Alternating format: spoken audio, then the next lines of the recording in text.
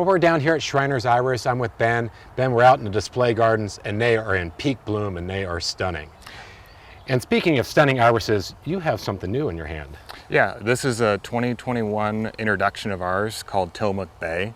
It's also on the cover of our catalog this year, but you can see it's really good in person too, not just in the picture. Yeah, the coloring is just spectacular.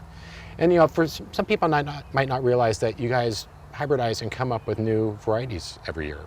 Yeah, that's right. So we introduce around 16 new varieties every year, and that's whittled down from up to 10,000 seedlings that we're selecting from.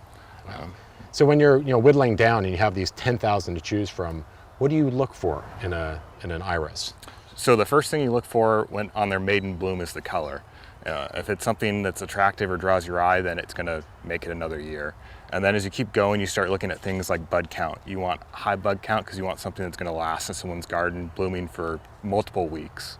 And then you want something like plant vigor, whether it's susceptible to diseases or not. So you kind of keep whittling it down as you go. And so the older they get, you keep making the cuts in the selection. Yeah, and you become a little harder when you're with your judgments, for sure. Right. And about how many varieties are you growing?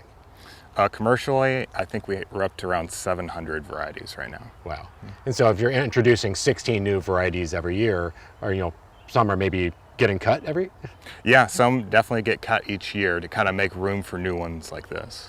So it's always an improving process to come up with something new. So going from a seedling, about how many years does it take to come for a new variety to be introduced? Usually 10 years or so, because you have to build up stock so you have enough that you can offer it commercially. Right. And is this a process that you're kind of sitting down, you guys just sit around the table at night and play around, or is it what do you do? So it's me and my dad primarily do the hybridizing. So we'll make the crosses and then we go out and evaluate each variety, whether we're going to keep it or not. And then as we keep on growing it through the years, we kind of talk about, we like this one, we don't like this one, kind of go from there.